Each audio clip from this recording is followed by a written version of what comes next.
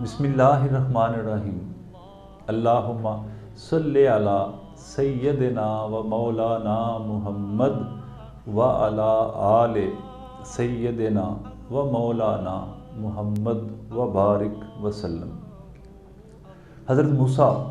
اللہ کے ایک عظیم اور جلیل القدر پیغمبر تھے۔ آپ اپنے رب سے ہم کلام ہونے کے لیے کوہ طور پہ جایا کرتے تھے، اور آپ کا رب آپ کو راستے میں طرح طرح کے تجربات اور مشاہدات کرایا کرتا تھا۔ تو ایک دفعہ آپ راستے میں تھے کہ ایک بوڑھا شخص آپ کو ملا، اور اس نے کہا کہ اے اللہ کے نبی، اپنے رب سے پوچھیں کہ کیا میرے نصیب میں اولاد ہے کہ نہیں ہے۔ آپ نے فوراً رب تعالیٰ سے رجوع کیا اور اس کا سوال،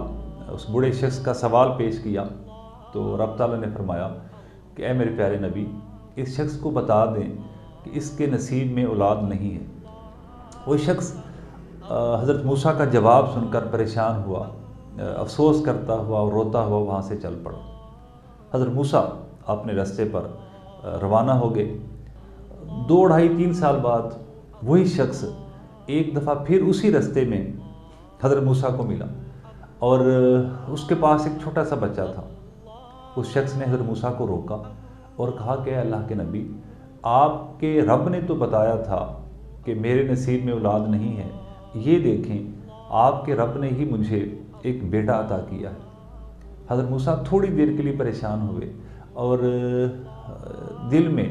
ایک طرح کی شرمندگی کا احساس لیے ہوئے فوراً اپنے رب سے رجوع کیا اور اللہ پاک سے پوچھا کہ یا رب العالمین، یہ کیا ماجرا ہے؟ آپ کے جواب پر ہی تو میں نے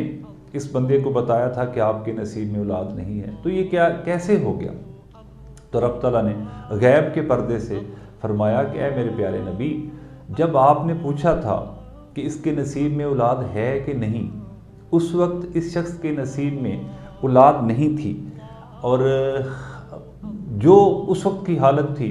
وہ میں نے بتائی کہ اس کے نصیب میں اولاد نہیں ہے۔ پھر یہ شخص آپ کا اور میرا جواب سن کر ایک ایسے شخص کے پاس چلا گیا کہ جس کی بات کو، جس کے اٹھائے ہوئے ہاتھوں کو اور جس کی دعا کو میں رد نہیں کر سکتا۔ اس نے اس بندے کے حق میں دعا کی اور مجھے اس کے نصیب کو تبدیل کرنا پڑ گیا۔ حضرت موسیٰ نے عرض کی کہ یا رب العالمین، میں اس شخص سے ملنا چاہتا ہوں، میں اس بندے کی زیارت کرنا چاہتا ہوں کہ جو دعا کی مقبولیت کی اس حد کو پہنچا ہوا ہے۔ رب تعالیٰ نے بتا دیا کہ فلاں بستی میں، فلاں علاقے میں وہ شخص موجود ہے۔ اے اللہ کے نبی، اے میرے پیارے نبی، آپ وہاں پہ جائیں اور اس شخص سے ملاقات کریں۔ حضرت موسیٰ اس بندے کی تلاش میں نکلے اور اس مقام تک پہنچے جہاں وہ شخص موجود تھا۔ آپ نے اس شخص سے جا کے سلام دعا کی، حال حوال پوچھا اور اس کو بتایا کہ تو کس مقام تک پہنچا ہوا ہے، اور اس سے پوچھا کہ تو نے یہ مقام کیسے حاصل کیا، تجھے پتہ ہے، تجھے اندازہ ہے کہ تو اپنے رب کے کن مقبول بندوں میں شمار ہوتا ہے کہ تو کسی کے لیے ہاتھ اٹھا دے، تو کسی کو دعا دے دے تو وہ دعا رد نہیں ہوتی، تو نے یہ مقام کیسے حاصل کیا؟ تو اس شخص نے کہا کہ اللہ کے پیارے نبی، مجھے اور تو زیادہ کچھ پتہ نہیں ہے، نہ ہی میرے کو بہت زیادہ نیک اعمال ہیں، لیکن ایک رات کا واقعہ مجھے یاد ہے کہ میں اپنے گھر میں لیٹا ہوا تھا اور میں نے سنا کہ باہر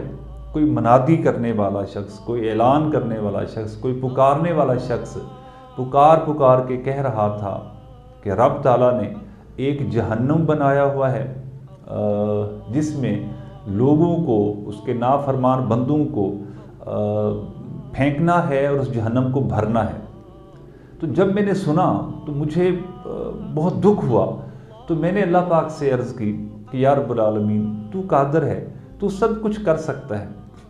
تو ایسا کر کہ میرے جسم کو اتنا بڑا کر دے، اتنا اس کو پھیلا دے کہ وہ تیرے سارے جہنم میں آ جائے اور جہنم کو بھر دے، اور تیری باقی ساری مخلوق بچ جائے۔ اتنے سارے لوگوں کو جلانے کی بجائے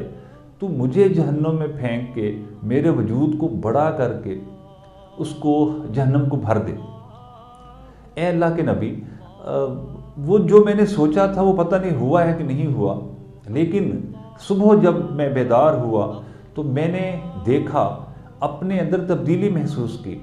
پھر اس کے بعد میں جو کہتا تھا وہ ہو جاتا تھا، میں جس کام کا ارادہ کرتا تھا وہ کام مکمل ہو جاتا تھا، میں جس کے لیے ہاتھ اٹھاتا تھا وہ دعا مکمل ہو کے پوری ہو کے واپس آتی تھی، میں جو کہتا تھا وہ میرا رب کر دیا کرتا تھا۔ حضرت موسیٰ یہ ساری بات سن کے اتنے حیران ہوئے اور اپنے رب سے ہم کلام ہو کر عرض کی کہ یا رب العالمین، واقعی تجھے اپنی مخلوق بہت پیاری ہے، تجھے تیرے بندے بڑے عزیز ہیں، تو صرف ان بندوں کو جو تیری مخلوق کا بھلا کرنا تو بہت دور کی بات ہے، بھلا کرنے کے بارے میں سوچتے ہیں، تو ان کو اتنا زیادہ نوازتا ہے۔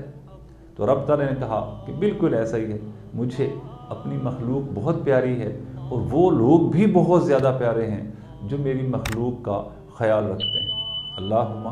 صلی علی سیدنا محمد و علی آل سیدنا محمد۔